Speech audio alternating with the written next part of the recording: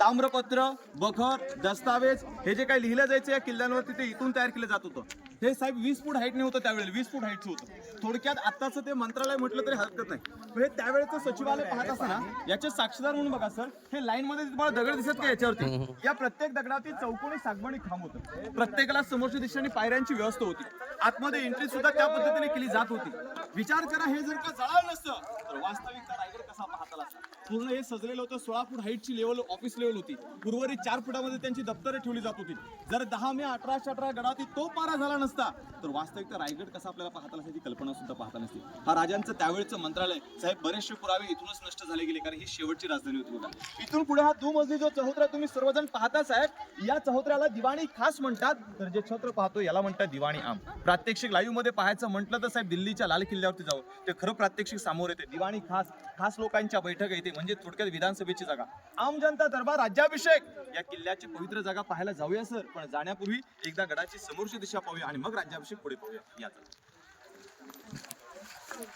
महाराज की जय. पलीकडे बघा ती समोरची विटांची चौकोनी बॉक्सवाली खोली आपल्याला पाहायला भेटते का साहेब? हो. या खोलीचं नाव आहे टाकसाळ, करंशी छापण्याची जागा. छत्रपती शिवाजींच्या काळात महाराजांच्या स्वतंत्र 4 करंशा रायगडावरती इथे स्थापित केल्या जात होत्या. या 4 करंशा कोणत्या होत्या तर शिवराई, नाणी, मुद्रा, होण याच्यातले 2 कॉईन खूप महत्वाचे होते. एक होतं ते होणे चलन होतं, ते म्हणजे सोन्याचं होतं, 1.4 ग्रॅमचं होतं. आणि दुसरी होती तांब्याची शिवमुद्रा. याच्यावरती लिहिण्यात सुद्धा आलं होतं की प्रतिपचंद्र लेखेव वर्ध विष्णू विश्ववंदिता शहा शृणो शहा शिवशा मुद्रा भद्राय राजे. त्याचा अर्थ काय होता की आकाशातील जो चंद्र आहे प्रतिपदेच्या चंद्र कोरेने जसा वाढत राहतो, शहाजी राजांचे पुत्र शिवाजी राजांचं स्वराज्य त्या चंद्र कोरेप्रमाणे वाढावं ही त्या स्त्रीची इच्छा, अशी शिवमुद्रा रायगडावर तिथे स्थापित केली जात होती. ही समोर महाराजांची स्वतंत्र बाल्कनी आहे, याला गॅलरी सज्जा म्हणतात. ही त्यावेळेला एकावर एक अशी 5 मजली होती.